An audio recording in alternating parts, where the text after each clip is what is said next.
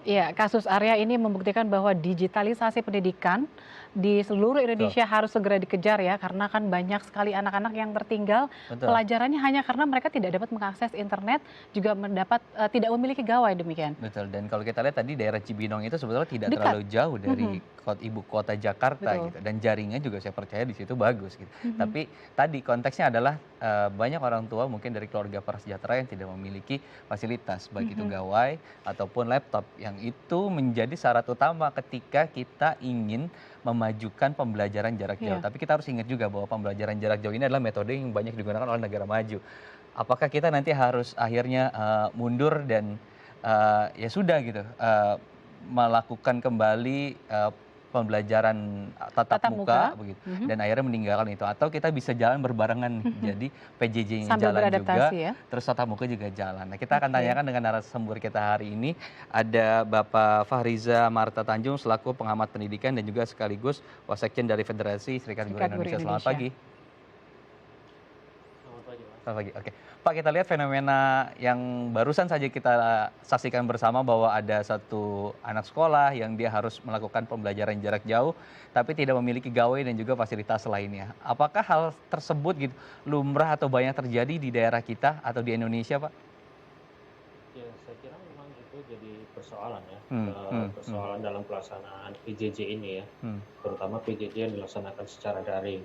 hmm, Jadi kalau kita mengacu pada data Kementerian Pendidikan dan Kebudayaan sendiri, sebenarnya ada sekitar 40.000 satuan pendidikan yang sama hmm, hmm, sekali belum bisa mengakses internet dan ada sekitar 3.000-an satuan pendidikan yang belum terjaringi arus listrik. hmm, Jadi hmm, kondisi ini mengakibatkan memang pelaksanaan pembelajaran daring pasti akan terhambat gitu. hmm, Nah, kemudian dari sisi anaknya sendiri, saya kira memang ini kan pelaksanaan PJJ secara daring ini kan sudah masuk pada tahap kedua ya. Tahap hmm, awal itu hmm, hmm, ketika pelaksanaan semester genap di tahun ajaran yang lalu dan sekarang pelaksanaan untuk semester ganjil di tahun ajaran ini memang kan apa namanya metode pembelajaran itu kan semakin meningkat ya yang dilakukan oleh gurunya gitu. Kalau kemarin misalnya di tahun ajaran lalu itu hanya misalnya menggunakan aplikasi pesan atau apa gitu kan untuk pembelajaran daringnya, sekarang hmm, mungkin sudah meningkat, misalnya sudah menggunakan LMS atau kemudian juga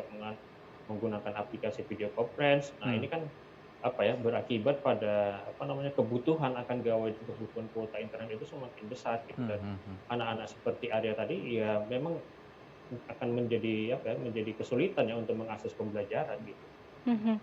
Ya, Pak Fahriza, sejumlah guru di daerah, mencoba untuk melaksanakan, guru kunjung atau sistem belajar guru kunjung, yaitu door to door mengunjungi rumah-rumah siswanya sebagai bentuk adaptasi, guru agar anak-anak ini tidak ketinggalan pelajaran sekolahnya. Nah, apakah metode belajar ini sebenarnya perlu, didukung pemerintah dan, dukungan tersebut misalnya dalam bentuk pelatihan kepada guru atau memberikan modul cara tatap muka, secara kunjungan tadi yang lebih adaptif agar bisa anak-anak dan gurunya juga, melakukan interaksi belajar, metode yang baru demikian?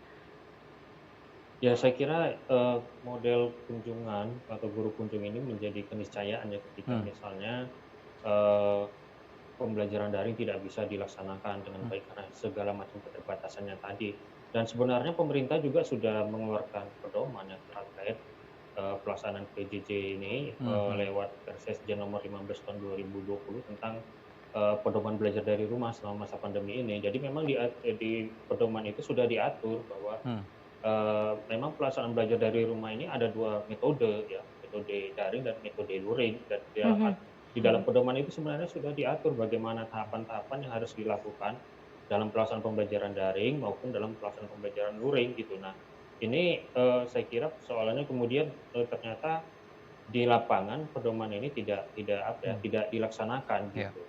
Nah, atau banyak pihak yang tidak memahami bagaimana untuk melaksanakan, pedoman ini gitu. Jadi makanya kemudian, apa, fokusnya pada, pembelajaran daring saja, hmm, mhm, tidak, hmm, kemudian mencoba untuk menggunakan metode yang hmm, berbeda dengan menggunakan, apa, pembelajaran secara luring juga hmm, gitu, ataupun dicampur gitu, hmm, ada daring dan luring. hmm, Jadi sebenarnya di aturan itu juga sudah disebutkan bahwa di awal pembelajaran itu seharusnya pihak sekolah ataupun guru sudah mendata Hmm. eh, apa namanya terhadap gawai, Iya. kuota internet, kalau Mhm. memiliki gawai, gawainya siapa, apakah gawai gawai pribadi atau Hmm. gawai orang tua, dan berapa lama kalau gawai orang tua kemudian berapa lama bisa digunakan oleh siswanya, apakah bisa digunakan waktu pagi atau siang. Nah ini Hmm. pendataan-pendataan ini tidak Hmm. dilakukan oleh sekolah, padahal Hmm. Hmm. sesuai Hmm. dengan pedoman seharusnya ini sudah dilakukan gitu di Hmm. awal pembelajaran.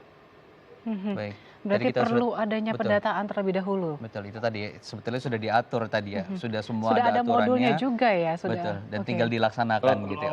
Kalau modul barangkali belum ya, tapi Hmm. kalau misalnya aturan Aturan bagaimana ya. pelaksanaan aturan pelaksanaan belajar dari rumah itu secara daring maupun secara luring sudah ada Hmm. Hmm. pedomannya. Mhm. Hmm. Cuma itulah eee belum ini ya, belum Hmm. Hmm. dilaksanakan, dan di pedoman itu sebenarnya sudah ada perannya masing-masing Iya. disebutkan ya, Hmm. bagaimana peran dinas pendidikan, bagaimana perannya sekolah, bagaimana peran guru, Iya. bagaimana peran siswa, bahkan bagaimana peran orang tua, itu Hmm. sudah diatur dalam Hmm. pedoman itu Hmm. gitu. Nah, Mhm. persoalan memang mungkin kurang sosialisasi atau bagaimana. Baik. Baik. Pak Farizal, terima kasih sudah berbagi informasi di Halo Indonesia. Tadi kita sudah tangkap beberapa pesannya, salah satunya adalah tadi supaya guru juga mencatat dan juga menjalani gitu ya, Mhm. apa yang sudah aturan yang sudah Betul. diberlakukan. Mhm. Dan sekolah juga melakukan pendataan terhadap Betul. murid-murid yang tidak dapat akses Betul, jadi internet. tidak hanya belajar daring, Iya, tadi bisa juga betul. belajar luring. Oke, Pak Oke. Farizal, Terima terima kasih kasih Pak sudah Faris ya. bergabung di Halo Indonesia. Ya pemirsa, selanjutnya kita akan berbincang tentang merekam suara khas Kota Medan. Tetap bersama kami di Halo Indonesia.